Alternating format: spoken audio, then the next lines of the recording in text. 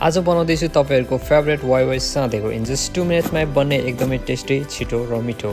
So welcome to another episode of cooking series in this channel. सबैभन्दा पहिले म why वाइको प्याकेटहरु लिन्छु अनि भेजिटेबल कटिङ गर्नतिर लाग्छु र सबै भेजिटेबलहरु म यसरी नै फाइन चप गर्दै जान्छु।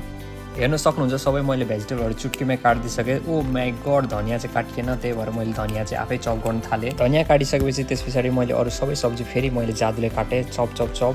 अब हेर्नुस् मैले सबै सामान रेडी गरिसके। तपाईले देख्न सक्नुहुन्छ सबै फाइन चप गरेको छु सबै सब्जीहरु। भिडियो अझै बाँकी नै छ, यो त बस सुरुवात हो।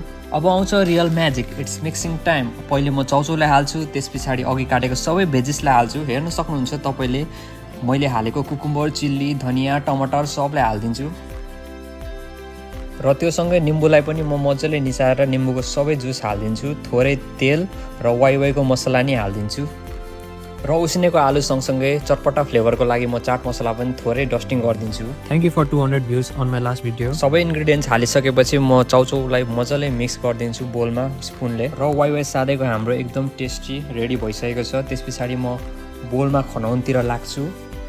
त्यसलाई बोलमा हालिसकेपछि म त्यसलाई गार्निशको लागि हेर्न सक्नुहुन्छ तपाईलाई मैले धनिया र निम्बुले गार्निश गरेको छु ताकि त्यो अझै राम्रो र हेर्दै खमलाग्दो देखियोस्।